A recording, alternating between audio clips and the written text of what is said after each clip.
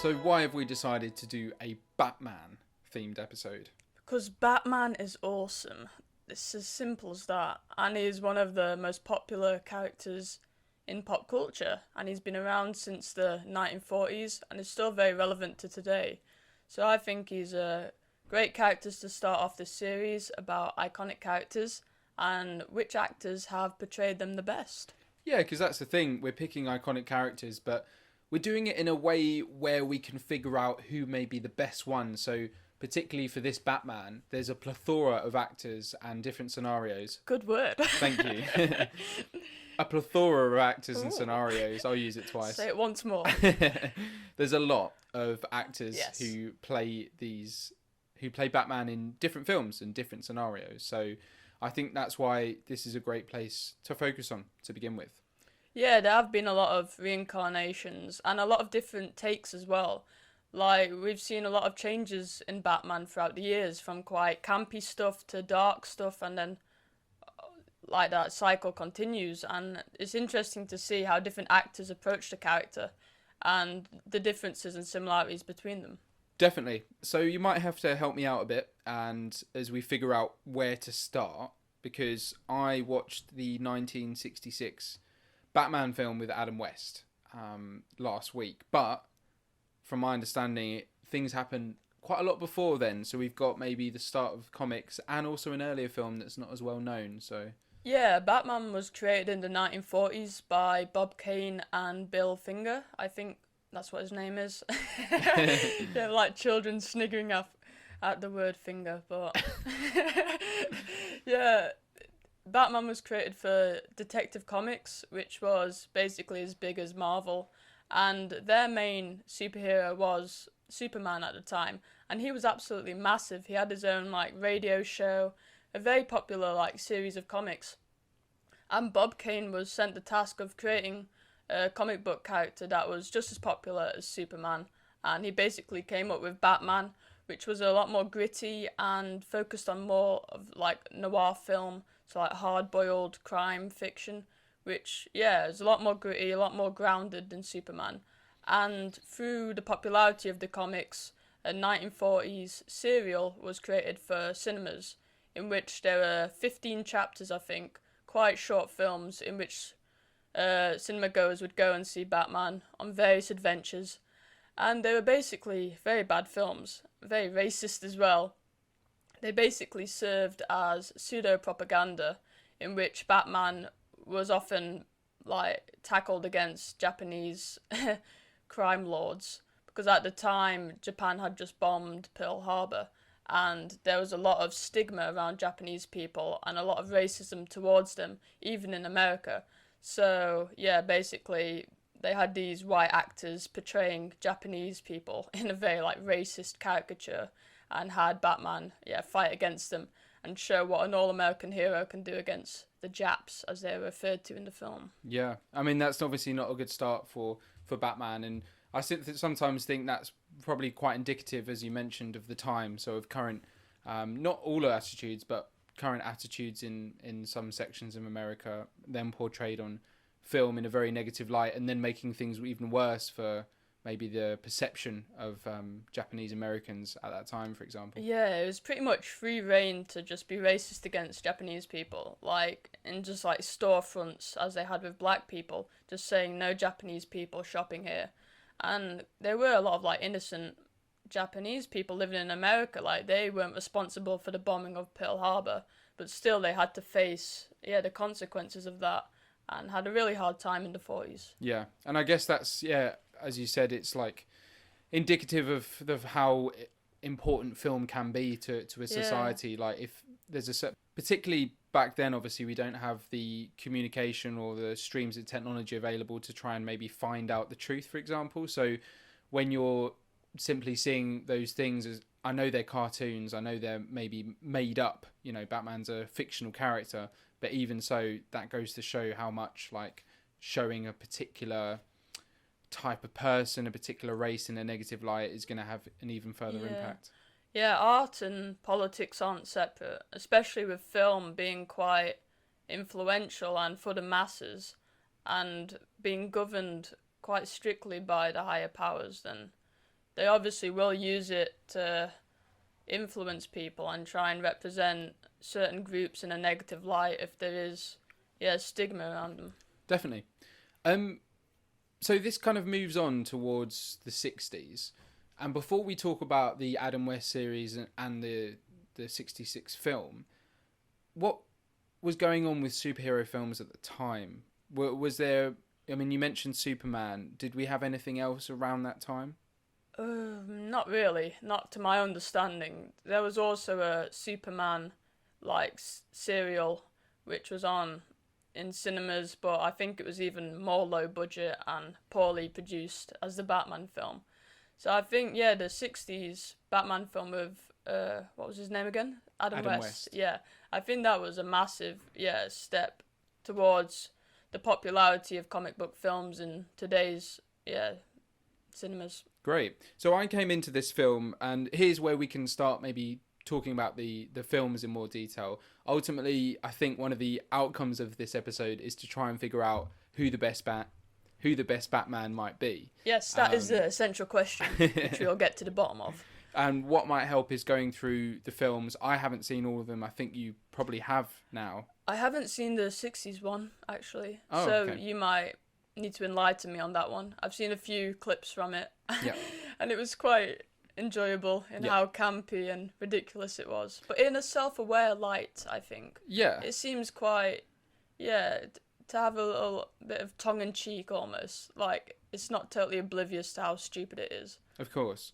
I think you're completely right. And going from someone who's really only familiar with the Nolan films and then the most recent one in 2022, it was very odd to tune into the first few minutes and see this completely different Batman that I'd never thought had existed before.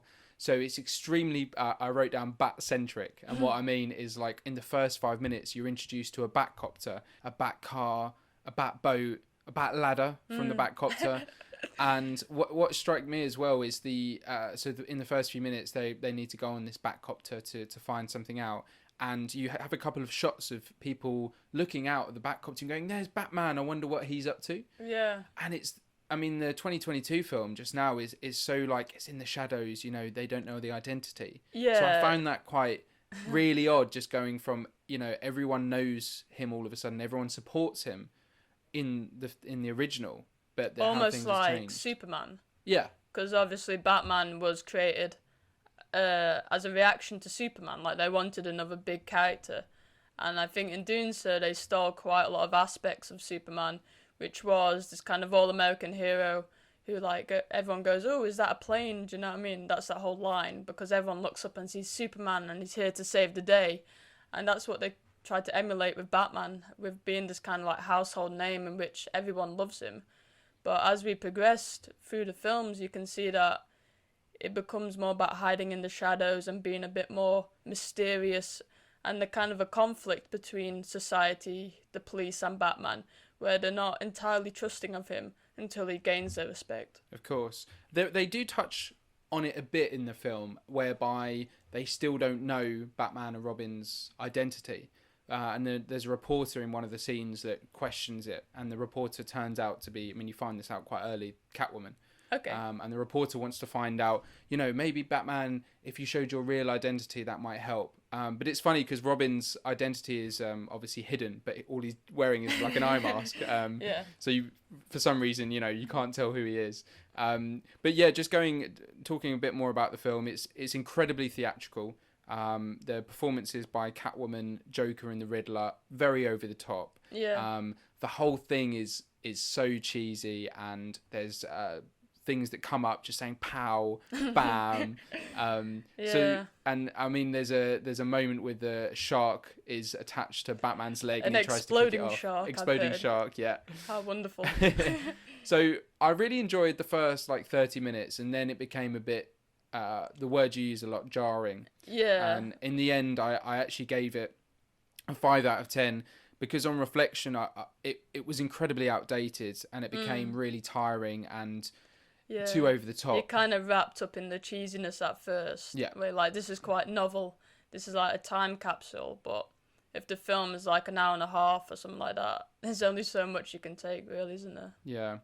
But it was, I can see at the time, it would have been quite a good translation from the TV series to film. And I would also say that Adam West did a perfectly good job as Batman. He was quite, he was a little bit one note. He was a little bit plain. Just that stoic type, where everything he says is very serious, and we need to complete this mission or the world is at jeopardy. Of course. They're talking like 40s actors almost. Yeah. So it was a bit plain, but I think he did a good job. So it was a good introduction. So a good job, but not necessarily in the race for the best Batman. Of course. So we'll discard Adam West into the bin. That's a bit harsh. I'd say he could be in the top 3. But as we move on, we don't get, so that was 1966, and we don't get another film for 23 years.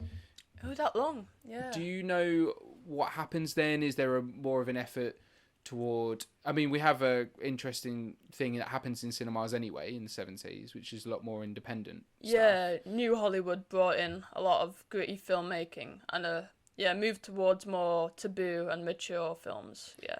And did anything happen with Batman? I believe there was still animated series going on at that time. Yeah, between the 60s and Tim Burton's film, there just really was a lot of Batman animated things. So Hanna-Barbera did a lot of animated Batman shows, kind of integrating them with other characters like Scooby-Doo. And a lot of campy stuff. But I think, they're kind of poorly produced, quite low budget cartoons just for TV. But it kept Batman in like the public's eye. So even though it's not quality like TV that we look back on fondly now, it just helped to keep Batman in the public eye, in which he still was like a household name. And obviously kids were watching a lot of that TV, so they became familiar with the character. And it just allowed for Tim Burton's film to be made, because they can't really just pluck a character as random as, something else. They need like a household name to kickstart the franchise again. And Batman was still very much in, the public domain. And there was a lot of excitement when this film was announced. I was reading, there was a lot of excitement, but there was also a bit of concern. So one of the concerns was the casting of Michael Keaton. Yeah. And I was hearing things on a few YouTube videos about how there was actually interviews with Americans at the time who said that he was just a comedy actor and he's not threatening enough to be Batman. And then there was also a little concern about Tim Burton taking over as a director because of his previous work. Had he done Edward Scissorhands by then? I don't think so. I think that was 91. Okay. So he did that in between Batman and Batman Returns. But he had done Pee-wee's Big Adventure, I think. So a bit more like whimsical stuff. He wasn't really known for his gritty filmmaking, even though now we kind of think of Tim Burton as quite a gothic, director. But I think he was more into like family entertainment at that time. So he wasn't like the obvious choice to direct the Batman film, which at that point, through the comics, had become a lot more gritty than the 1960s version. Yeah, you're completely right. It was so gritty. The tone was absolutely different, because I watched this a couple of days after the 66 version.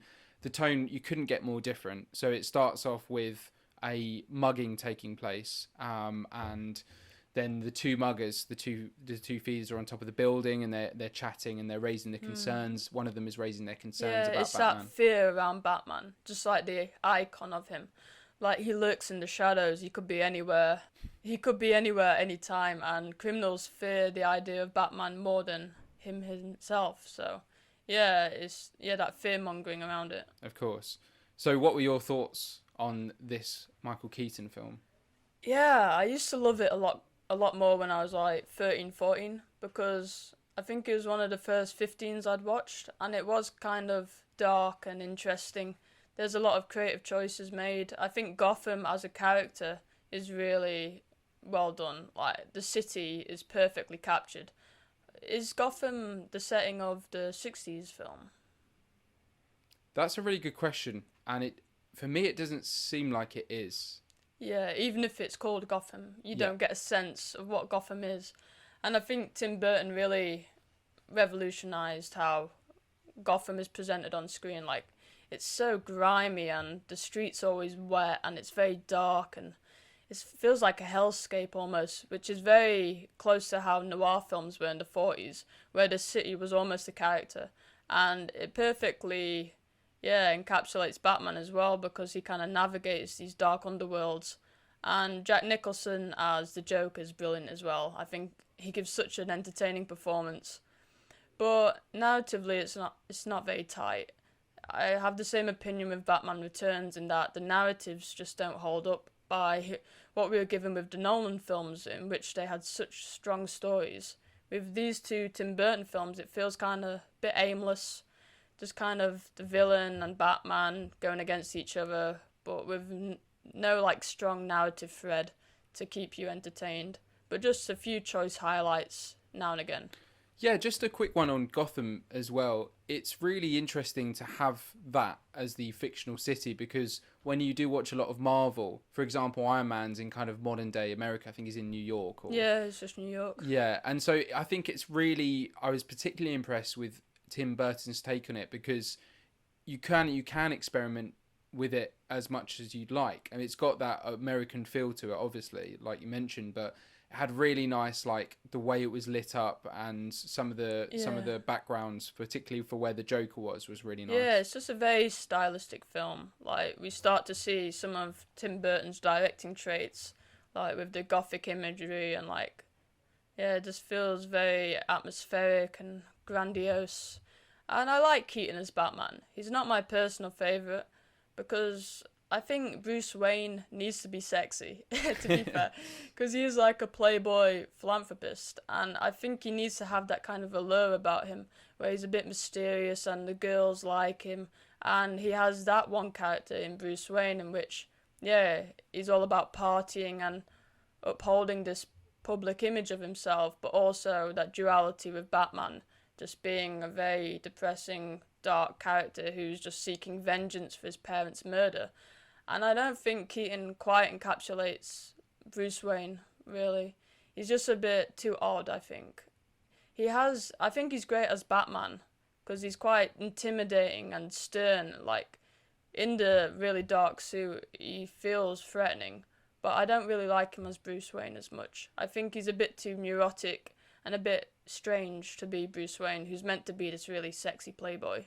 He did, when in a couple of scenes, he did have some odd lines and movements. Yeah, there's that one scene with Joker when he goes, "Let's get crazy," and he smashes something. Yeah. Like, where's this coming from? Yeah. So it's a bit too strange. I would say my take on it is, I think I have to remember that this was very unique at the time. So I like that, the fact that it was, you know, particularly the opening scene, I wouldn't say it's been copied, but it's influenced a lot of superhero films. So I'm really impressed by that aspect. I was surprised with where the film went. It was very focused on the Joker's narrative. Sorry, I didn't mean to interrupt you, but Batman Returns is strange in that there's not a lot of Batman. No. It's very much centered on Catwoman and Penguin, and they're a lot more interesting than Batman himself, in which he's almost like a side character, and he pops up now and again. And so that's why it doesn't feel as impressive. Yeah. And again, like the Joker is got a huge story. I actually didn't like his transformation necessarily. I know that he was, you know, without wanting to spoil it too much, something happened to him and he fell in a vat and he's completely changed his appearance, but his personality just completely altered, and I liked aspects of that, but I found so? it. Yeah, I disagree slightly. I haven't seen it in a while, but I think in the earlier scenes he was still quite intimidating and crazy, and I think it just kind of accelerated once he'd fell in the vat of acid. I mean, that does make you go crazy, but he kind of went a bit over the top for me. Not that believable, and I wasn't a fan of some of the other characters, like the reporter and Batman's love interest. Yeah, isn't it Kim Basinger? I think who's so. in 8 Mile. I remember her just being a bit of a standard, like, pretty girl for Batman to seduce. She wasn't really much of a character, was she? No. There's a lot of Prince songs in that film as well, which was unexpected, but still quite enjoyable. Yeah. Yeah, I think it's a solid film overall. Yeah. Nothing game-changing. Well, it was game-changing, to be fair, at the time. I'll totally go back on that. Yeah. It made a shit ton of money. Like, I think it was one of the biggest films of all time at the time. And yeah, just really was a big jumping off point for superhero films and showing that they could be big blockbusters. Yeah. So it was game changing. I apologise. Well, it's good that you've acknowledged that. Looking back on it now, it's not as impressive as it once was. Definitely. And 2 years later, it's funny that you mentioned the success, because Batman Returns then brought in the highest opening weekend ever at that time. Yes, it did. I can understand why. It's Batman, it's Tim Burton, Michael Keaton returns. There's a lot of big things around it. Not a film that I've seen. No. But you mentioned earlier it's a bit unusual. It's a Christmas. It is a Christmas film, yeah. Yeah. And it's interesting you saying that it was the biggest opening weekend, because it eventually made 150 million less than Batman, which really shows the kind of public perception of it as it kind of went through the weeks. So it started off really strong, but then eventually made less and less money. And that mainly was because of how mature it was. Like, there was a lot of public outcry about how, gritty and filthy it was for, what was meant to be a family film. There was, McDonald's tie-ins when they had, Happy Meal toys. But it is a very sexual film. It should be a 15. I think it is a 15, but... yeah, Michelle Pfeiffer's Catwoman is very sexual, and there's a lot of sexual innuendos and sexual references, and Danny DeVito as the Penguin is a very horrifying creation, and a few quite horrific moments where he bites someone's nose off. What's happening here? It's a very strange film, which is quite fascinating, and one that I enjoy quite a lot. And as you said, it is a Christmas film. It doesn't really have anything to do with Christmas, but it's set at Christmas. And there's a great opening scene in which Penguin's goons are rolled out in this giant-sized Christmas gift, this parcel, and they all erupt from the wrapping paper and start attacking people. And that sort of goofiness I quite enjoy. It's not as goofy as the Schumacher films, but it has some fun with the concept, yeah. In the first Michael Keaton Batman, one of the things that happened, which was odd, was obviously the Batman that I grew up with was very much, he doesn't kill. He kind of avoids that as much as possible. Yeah. And in that first one, I don't know what he's like in Batman Returns, there's a few moments where he lets go of people high up. For example, the whole story with the Joker, and again, I don't want to spoil it too much, is there's no... and there's an analysis on this. There was no character development in the sense of he doesn't necessarily kill people, but his actions led to people dying. For example, the scene where he drops a bomb in the Joker's factory, and people are obviously there, which is completely unlike the Batman. So I don't know whether they were just still I don't know what he's like in the comics. I assume he's the same. Yeah. Whether they were still coming to grips with how they wanted to perceive Batman and his morals. Yeah, it's interesting because the first Batman comics, the early ones, had a lot of death in them. Batman killed people. He often had heavy artillery and shot people, and had a bit of a carelessness towards human life. He killed people. But DC Comics really wanted to create a Batman that was more approachable for families, so kids could read the comics. So shifted away from that towards a more cheesy, goofy Batman, in which he was more morally straight and didn't kill people. So there was a shift early on from killing people to not. And I wonder if Tim Burton was leaning more into those early comics rather than the cheesy stuff. Over a period of 8 years, 4 films were released with regards to Batman. So you had the... Just 4 films in general were released in that time period. It's a slow time for cinema. Yeah, cinema was having a little break. It was on holiday. It was 89, 91, and then you had Michael Keaton leave the role, as well as Tim Burton, but there was a 1995 version titled Batman Forever. Yes. Directed by Joel Schumacher and starring Val Kilmer, with notable Jim Carrey as the Riddler. Yeah. Another one that another one that I haven't seen for a number of reasons. I wasn't particularly keen on viewing it based on the things I'd seen beforehand, but enough about what I perceive. What did you think? I watched it in preparation for this podcast, so I'd never seen it before, and I wasn't really looking forward to it because I knew kind of what it was going for, and I hated it, to be honest. It's not what I want from a Batman film.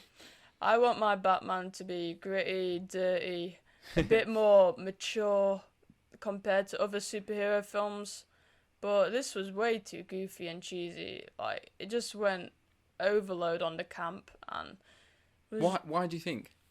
it was in reaction to Tim Burton's films, because Batman Returns had a lot of controversy because of how mature it was, and I think the studio wanted to go in the direct opposite direction, so employed Joel Schumacher because he wanted to make something that was much more in line with the 60s version, which was made for families, a nice blockbuster film in which everyone goes in happy and comes out happy and everyone's happy without there being anything at risk or anything remotely threatening or dark in the film.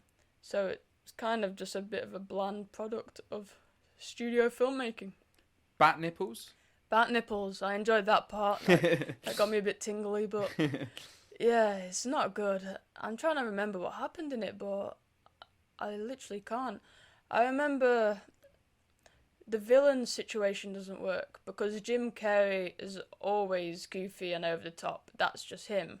But they also went in that direction with Two-Face, played by Tommy Lee Jones. He's also really goofy and over the top. So yeah, you've got two really goofy villains alongside each other, and I think in that situation you need a straight man to bounce off the goofy person. Do you know what I mean? Straight man? Heterosexual? Not heterosexual. I mean someone who's quite serious and, serious, basically. So you have a goofy person and a serious person, and the serious person gets annoyed at the goofy person, and there's a dynamic there. There's conflict between the two villains. If they're both goofy, there's nothing to counteract the other, so there's just too much of it, and it becomes very irritating for the viewer.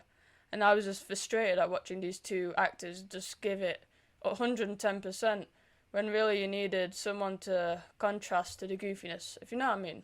I know what you mean. I think particularly Jim Carrey can be so over the top, and that's tiring. I'm a bit even hit in and a miss with Jim Carrey. Like, I prefer his subtler performances. I don't really like the over the top stuff. Yeah.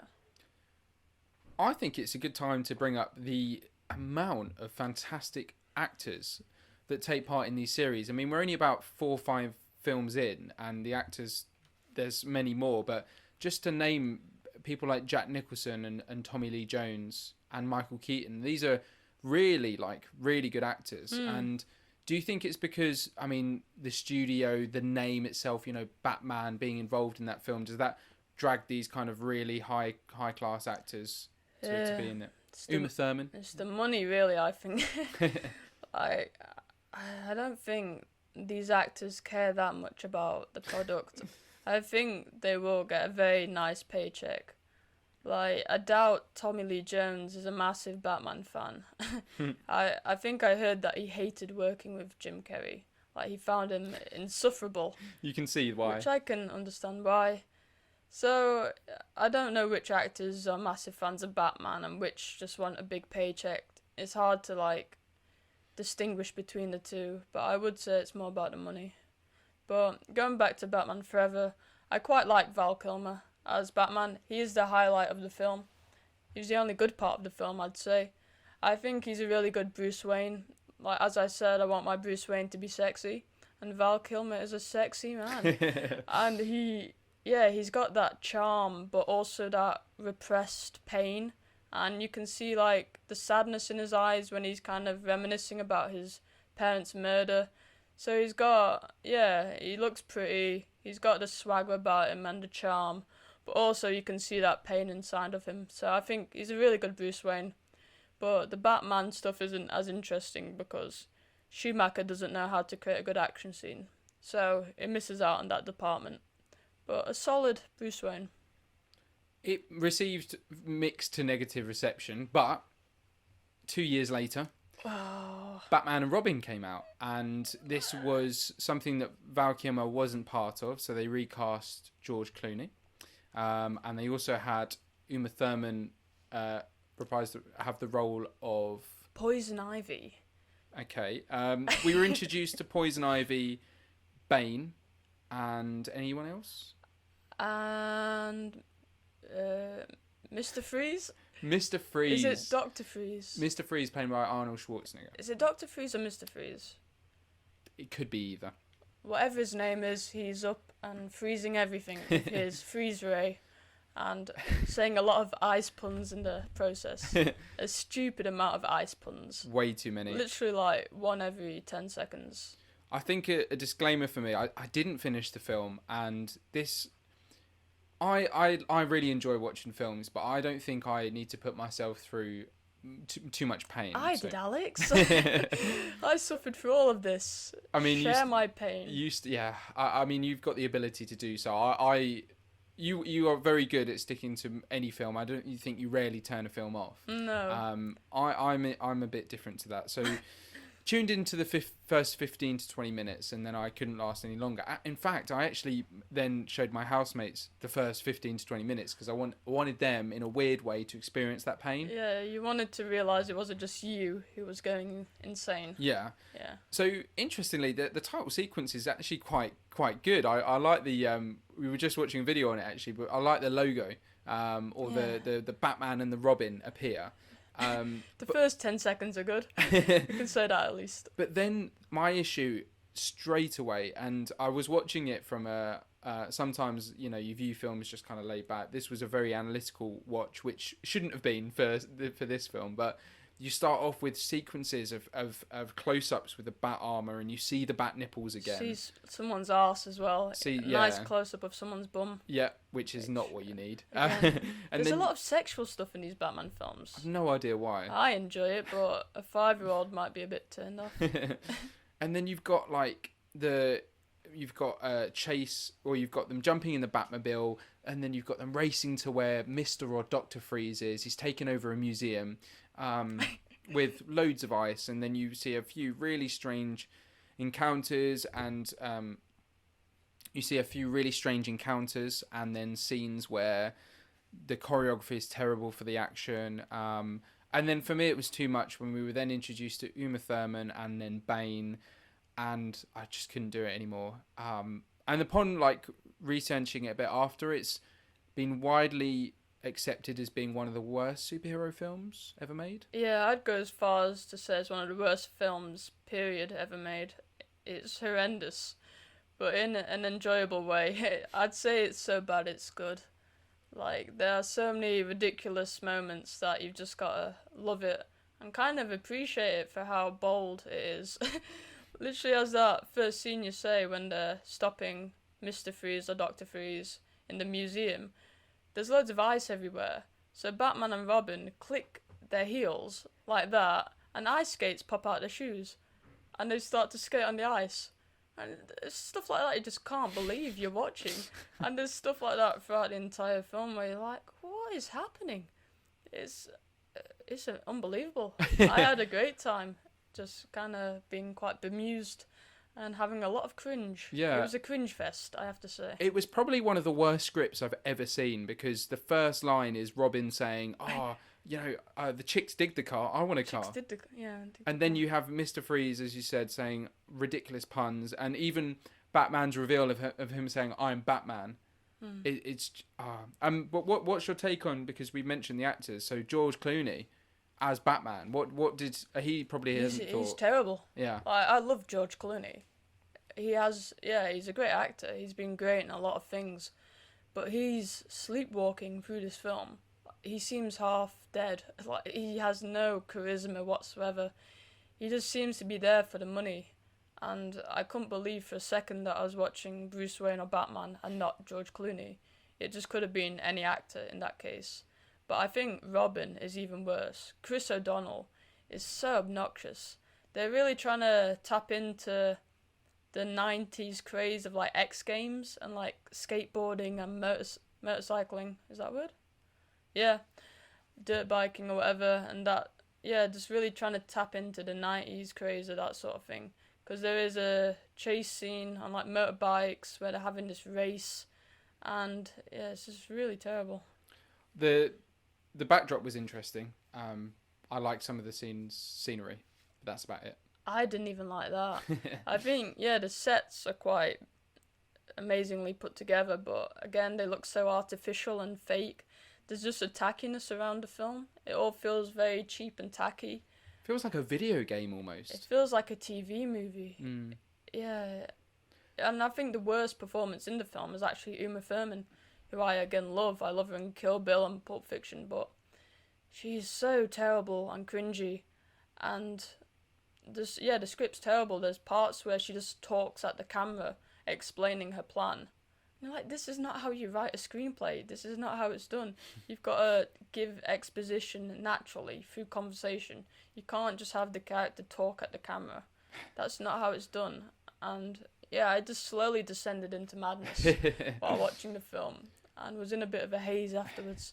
The less on that film, the better. But interestingly, it's Batman. It's Robin that's being explored a bit more because he wasn't in the Keaton films. No, he was in Batman Forever. He was in the Schumacher films. Yeah. So what? I don't know what to think of Robin, and they touched on it in Dark Knight Rises with Joseph Gordon-Levitt, but I'm not attached to his character at all. I probably would prefer a film just straight up about Batman. Well, what I love about Batman is that he's a tortured soul, and he kind of closes in on himself, like he's very withdrawn and isolated, and it's that kind of turmoil that's going in his brain, in that he feels like he can only work alone, and he can't trust anyone else, and that he has a hard time reaching out and connecting with other people. That's why Bruce Wayne's got such a complicated relationship with women, and I think that's a very fascinating side to his character.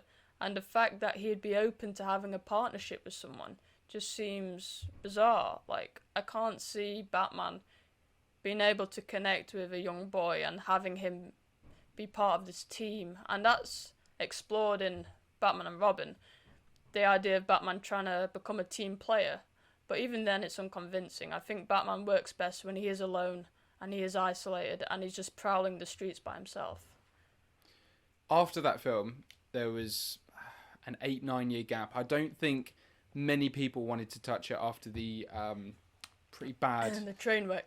Yeah, after the failure of the Schumacher films. But the moment we've all been waiting for, and to be honest, we could do it a separate episode about this trilogy. Yes. So Christopher Nolan steps in and directs what I think is probably one of the best trilogies of all time. Agreed. I mean, obviously we don't want to kind of cover these films so in depth. There'd be so much to say about it, and most of it would be positive. Most of it's already been said as well. Exactly. So I think we can maybe talk about some of our favourite bits. I'll let you start with maybe thinking about why the trilogy works as a whole and what makes both Christopher Nolan and Christian Bale so good. Ooh, that's a big one. I think they work so well because they'd work well as just any other film rather than a Batman film. Like, if you take Batman and the villains out of it and replace them just with a normal actor or normal characters, they'd still function as great crime films, basically. They function as really good crime thrillers. Christopher Nolan was inspired by Heat by Michael Mann, which is a heist film. And the superhero elements are almost like the icing on the cake to a very solid cake. If you know what I mean. They're almost like a bit of sauce on top, having characters like the Joker, which bring a bit more of that comic book camp. Yeah, it almost feels like there's too much to say about how... I was struggling with that question. It's like my brain was firing in too many different directions. Like, it's so good, there's so many things to say, and my brain just kind of farted out the answer. No, that's fine. As you say, I think it's a trilogy. I think the others were more interesting because when I speak to people about them, they're not as familiar, including me before doing the research. But everyone particularly in our generations, are so familiar with, you know, the quality of these films and the fact the one of the best performances of all time in any film from Heath Ledger. And I think that almost overshadows Kristen Bell in that film, who is incredible for those as Batman. I think that is the main problem of Batman films, is that the villain often overshadows Batman in most of the films. Like with Michael Keaton, Jack Nicholson overshadows him, Danny DeVito overshadows him, and in the Nolan films, I think, aside from maybe Batman Begins, the villains do overshadow Christian Bale again. I guess Liam Neeson is good in that as well. Everyone loves a villain, and I think Batman has such a good catalogue of villains. Like, without a doubt, the best villains attached to a comic book character. Everyone always wants to do impressions of Bane and loves the way his scenes in that. Every actor kind of wants to stab at Joker as well. Like, we've seen so many incarnations of Joker, and so many great ones. Like, we've had 2 Oscar winners for Joker performances, and that just shows how these high caliber actors find this character so fascinating that they really want to delve in and lose themselves in it, which just shows how well written these comic books are. So this almost changed the game for superhero films and inspired kind of the last 15 years have been incredibly superhero heavy. And I don't know how much that is up to, you know, from the Nolan films, because obviously Marvel had a lot going on around this time as well. But unfortunately, it came to an end. I mean, The Dark Knight Rises was an incredible finish as well. And after that, it didn't take too long, actually quicker than I expected for... Well, at the same time, I guess DC have seen the success of the Nolan Trilogy and thought, oh, let's do more with this. And from my understanding, I don't think Nolan wanted much part in creating this DC universe like Marvel did. So they kind of had to go in a different direction. They recast Batman as Ben Affleck. Yes. And then was his first appearance in Man of Steel, or was this in Superman versus Batman? I think Man of Steel was the start of this universe. Yeah, his first appearance was in Batman versus Superman. Man of Steel was the first DCEU film. I think it's called that, which is such a terrible name. Yeah, and I didn't like Man of Steel, and I don't like Batman versus Superman. What's the issues with that film? Zack Snyder, basically, who's the director, and I think I'll start off with a positive. I really like Ben Affleck as Batman. I think he's a really solid Batman. It's more inspired by the Dark Knight Returns comic books, in which Bruce Wayne is an older figure. He's kind of nearing retirement. He's a bit grizzled and old and not really at the peak of his performance. And yeah, I think that's an interesting way to take it because we haven't really seen that before. And Ben Affleck complements that perfectly. I think he has the best physicality of any Batman. Ben Affleck looks bulky, he looks very strong and powerful, and you can believe like this guy could go against Superman. Like, with more than any other Batman, he feels like one that could kick anyone's like backside, really. Yeah, I haven't seen the film. I loved the idea. I've seen a few of the action sequences, and a couple of things I wanted to add is I love the idea of Batman being concerned about Superman's power. I think that's one of the main themes, and he's aware that kind of with that power, he wants to have some responsibility of controlling great power that. Comes great responsibility. Exactly. As Uncle Ben once said. So I really enjoyed that aspect, and watching the fight scenes in particular, because I don't think I needed to have tuned into that whole film, and I don't really like... it's a long film. Yeah, I don't really like the DC universe in that sense, but no. The action sequences were really interesting, and going through the comments, the YouTube comments are the paradigm of knowledge and, well, whatever. I mean, they're a fantastic place to go when I need some help. And there was a lot of comments suggesting that these fight scenes that took place in Batman vs Superman were the choreography and the way it was shot was better than the Christian Bale fight sequences. Yes and no. I think there are 2 types of action scenes in Batman vs Superman. I think the action scenes that are strictly with Batman are very good. Like, there's a warehouse fight scene, which is incredible. Like, Zack Snyder, all jokes aside, can direct action when he wants to. And yeah, it really feels like it's been plucked out of one of the Batman games, in which Ben Affleck's just utilizing all his different utilities, like he's got his grappling hook and he's like flinging crates at people, and it's very hand-to-hand combat and it feels very exciting and punchy. But then you have the action with Superman and what's he called at the end? Doomsday, which is this horrible CGI creation, and everything's CGI and there's horrible CGI sets and everything's over the top and bombastic, and just you totally lose any sense of what's happening. And that's when it gets terrible. Like, the finale is just abysmal. I hated it. But yeah, there are some interesting philosophical questions in that film, which aren't quite executed properly. But there's some interesting stuff, like questioning whether Superman should be allowed to just reign free, because he has so much power that if he wanted to, he could destroy Earth. Yeah. So should there be restraints on his power? Of course, yeah. I do like those questions that I think we saw it in the most recent Spider-Man, actually. The fact that someone's identity being focused on, or I think in that Spider-Man it was shown wrongly so that he was doing something bad, and then you see the reaction, and then I love exploring that side of things.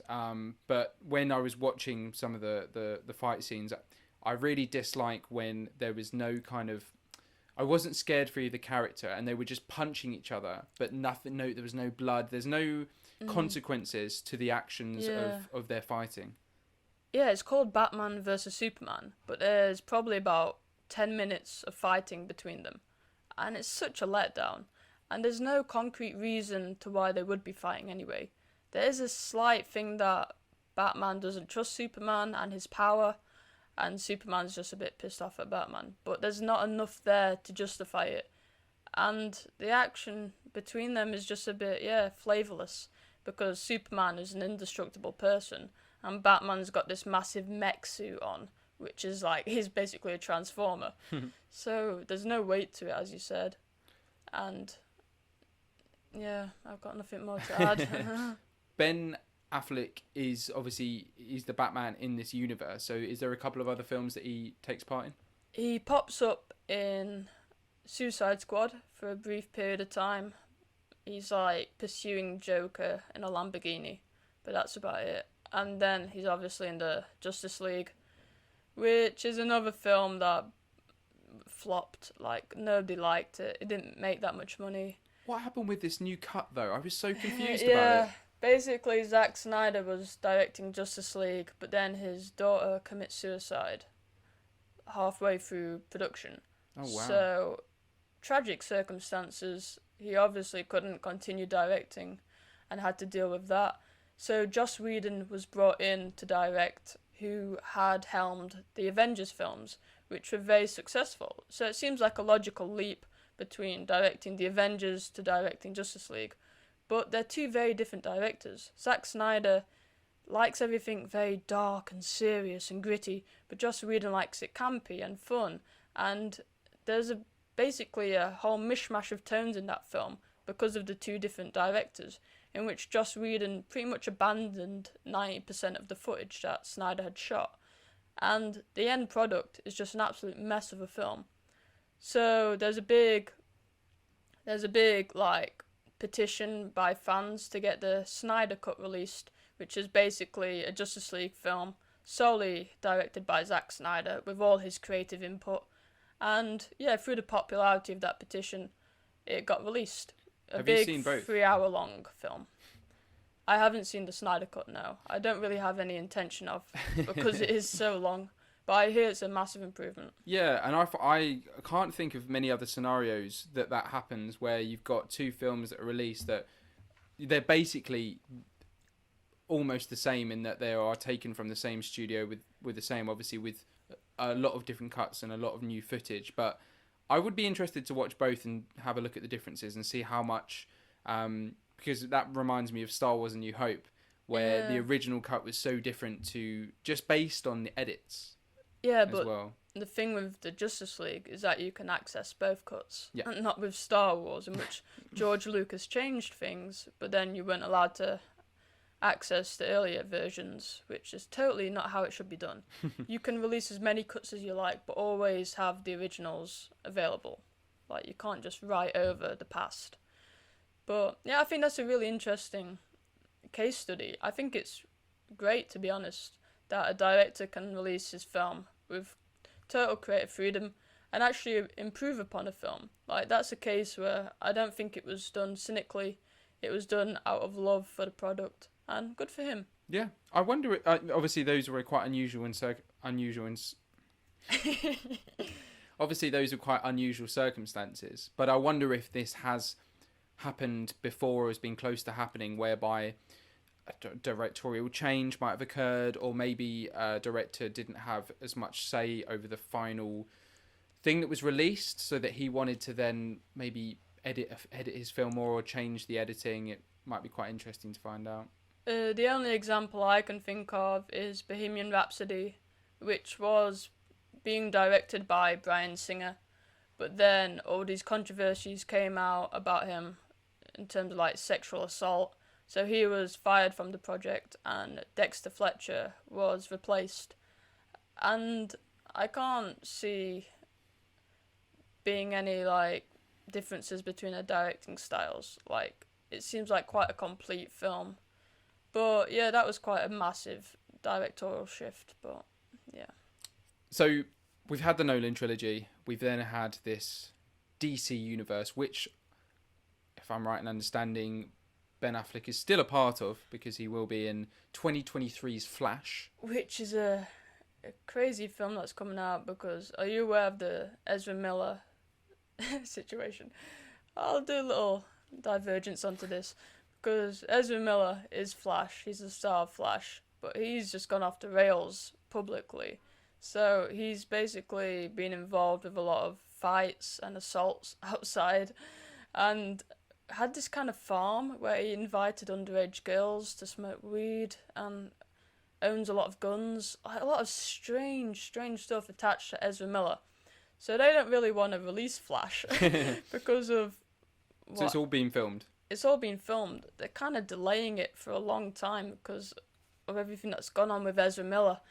And Ben Affleck's no longer Batman, but he's in that film. So there's a lot of strange stuff attached to it. So it'll be interesting to see how it comes out. Like, will it be an utter train wreck like Justice League, or will it be quite good? Probably the former. Did he take the role as Flash in the TV series? No, they're two different actors. So, yeah, they're two different actors, yeah. But, for some reason, and completely out of the blue, I think it was 2021, I just saw a trailer pop up for The Batman, and I thought, I'll have a look, and it was Robert Pattinson in a trailer for The Batman. Yeah, there are too many Batman films. I mean, we haven't even gone into the animated films, in which there's probably about 25 straight to DVD animated films, including like the Lego Batman as well. Like, there's so much Batman stuff. We haven't even touched on the Lego Batman, and that was chronologically. We've missed that. It's a great film as well. I love Will Arnett as Batman, but there's not enough time to go on to that. We've got to go into the 2022 version, which I loved. But how has this happened? Is it released by the same studios? It's DC, but it's not part of the DC universe.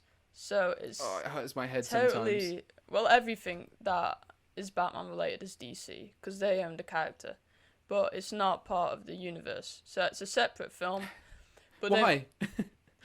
I think it was the right idea because there's so much shit attached to the DC universe. Like, every film they've made is crap, apart from maybe Shazam and Wonder Woman.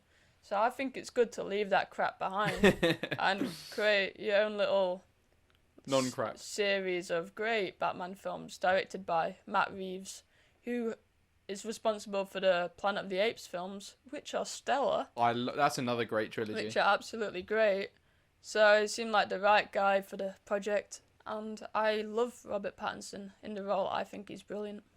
It was a really good watch. I went to the cinema with IMAX. It was one of the first times I've done that. At the start of this year, actually. It was released in January. March, I think. March. And it was a really good watch. I didn't leave the film loving it as much as a lot of people did. Yeah, that's fair. I think maybe I was a bit tired of Batman, or I think at the time, and we always talk about context, I think I was a bit tired and it was a 3-hour film, so it was a bit long. Yeah, there are pacing issues. Yeah. There are points in the film where it does drag a bit. Even as someone who loves it, I would cut about 30 minutes out of it. Yeah, and I feel I personally didn't feel that we needed a new Batman film, because No. obviously I've seen a lot of what I like in the Nolan ones, and I think the problem is, watching it, I was comparing it a bit too much to something like The Dark Knight. But then saying that, I think the acting, as you said, Robert Pattinson was really good. The general theme and tone of Gotham City and the characters was really, really dark, and it really fitted well. It's loved that. It's my favourite world of a Batman film, if that makes sense. Like, I think with the Nolan films, it feels too real. Like, Gotham is just Chicago, really. They filmed most of it in Chicago, and it just feels like any big American city. But I think with this Batman, it feels kind of fictional, but real at the same time. Like, it's not too cartoonish, but yeah, I think I love Gotham in this film. It's really great. And then we've spoken about bad guys. This might be a time where Batman eclipses the bad guy for me. Yeah, I'd say so, yeah. I felt he was... I mean, it's hard to compete with some of the enemies we've had in Batman, but I felt he was a little weak. And He's a little weak, yeah. It's not based on the actor himself, because he's a brilliant actor, but I just felt the character's motives and the way... I mean, some of the scenes with him and Batman, or where he kind of tricks Batman, and he seems to have a lot of power, is really good, but... something just wasn't quite right with how threatening he was, maybe. Yeah, it's the Riddler. Compared to Jim Carrey's Riddler, it's so different. It's a lot better, but yeah, I was kind of disappointed. I think Paul Dano's performance does kind of lean into cringe a bit. You can tell he's trying to make it his own and be a bit like Heath Ledger, being a bit neurotic and a bit crazy, but it does come across as a bit cringe. But I do love the cat and mouse game, where it's less about brute strength against brute strength. It's more about mind games and puzzles and figuring it out. And in this film especially, Batman becomes the detective. He principally was the world's best detective. That's what he was known as. And I think this film nails it more than any other, in which he's in the crime scenes and he's searching for clues and he's figuring stuff out before the police can. And I love that aspect of his character. And I think why Robert Pattinson's performance is so good is because he feels broken. Like, he feels kind of mentally disturbed, more so than any other Batman. He's just starting off as Batman and he's learning the ropes, and that's all he does. He doesn't have a life outside of Batman. He's not Bruce Wayne, the philanthropist who goes out and meets people. He's just a very broken, withdrawn, almost emo character who's just not having a good time, and I love how dark it goes. That's a good point. I think he's very good in that film. I don't remember being that impressed with the last 20 minutes, half an hour, so the finale of the film. I really enjoy that. Yeah, I just remember a few, maybe I was being a bit too picky, but a few of Batman's decisions and a few things that didn't quite add up for me at the end. Can you give an example? I should have rewatched this film actually, but it was the scene where he's I think the tunnels or the bridges are all so the city's being flooded. Yeah. And I think he's trying to rescue a few people, and then I think he goes in to kiss Catwoman. I don't think so. He kisses someone. Does he? He definitely kisses someone. He kisses Catwoman at some point. Yeah. On a bridge, or on like a platform, and then while he's doing that, I think he gets attacked. And I just thought, hang on. I watched it last night and I can't remember that. So either I've got amnesia or you're correct. I don't know. That might have happened. It was 12 o'clock at night, so I was a bit phased out. But I really enjoyed the finale. I think it's allowed to go a bit over the top because most of the film is quite grounded. So to have a big action spectacle at the end is earned. And I really enjoy how relevant it feels, because the online forum that the Riddler creates, he basically calls out to his incels to come and fight against the power. And I think that's so relevant today, where you see these online forums of far-right extremists and basically lonely, repressed men, basically, who are just only need a little nudge to create, like, violence, only need a little push by someone like the Riddler to go out and shoot someone. And I think that's terrifying, and it's really captured well in this film. Very well put. Quick note on the Batman games, because I think they've provided a bit of influence, and particularly Arkham Asylum was. I didn't play it much, but it was a really good take on Gotham and just the fighting that you could do in the game. Yeah, I love the Batman games. I used to have Blackgate on PS Vita, which was okay, but then I played Arkham Knight on PS4, and I just loved it. I think I completed it. Yeah, and I think this newest Batman film is very much influenced by the look of the Arkham games. They feel like close companions, and yeah, I think they're solid games. I'd suggest playing them. This is the moment I'm going to set up for this bit. This is the moment we've been waiting for. So, I've got quite a few quick fire questions, and I'm going to start off with a big question. Who is your favourite Batman? Robert Pattinson. Wow. I'd say so. I think there's recency bias there, but also Christian Bale had 3 movies to convince us. Robert Pattinson's only had 1, and to say how good he was in just that 1, to go against Christian Bale, just really sells it to me. After maybe 2 or 3 movies with him, I think he'll be a standout, and I just loved his different take on it, and I think he has the physicality of Batman, the fear surrounding him, and just this repressed, lonely man, which I find a fascinating character. You're a traitor. I'm going to go Christian Bale. I also want to give a different answer to you, so okay. That's another reason. And you knew I was going to go Bale. Yeah. I think it's, you mentioned bias there. It's the best films. It's the best everything, in my opinion. I think that Bale, whilst maybe it is a bit difficult to understand. And the voice, yes. The voice, yeah. That is one reason that I might not choose Bale, because his growly Batman voice is kind of unintentionally funny at points. Where is she? Where is she? It's a bit much. I can understand that as a concern, but yeah, for me, I love particularly in The Dark Knight Rises, the character building that you see throughout. Yeah. Even him as Bruce Wayne is so convincing. The character arc is brilliant across the 3 films. Yeah, and he's so composed and so cool as Bruce Wayne. And you can see that when he is Bruce Wayne, he is putting in this performance. Like, it's not him. You almost get 2 Bruce Waynes. The Bruce Wayne who's out in public, just kind of flirting with girls and just this public persona. But you also get the Bruce Wayne who has intimate chats with, like, Rachel. And I love how Christian Bale can just switch between the 2 quite naturally. Yeah, it's probably my favourite Bruce Wayne is Christian Bale, and my favourite Batman is Robert Pattinson. If those 2 combined, that'd be the complete character. Adam West, Joker, 1966. Jack Nicholson, Heath Ledger, Jared Leto, Joaquin Phoenix, and possibly a new one based off the end of the... I think it was Barry Keoghan, who's a fantastic actor, but I would be down to see what he gives. Yeah. Who's the best Joker? It's Heath Ledger by a country mile. I'm not gonna dance around it, but not Jared Leto. Jared Leto is cancer. I don't know if you. Well, you suppose you could say that. Yeah, that's all I'm gonna say.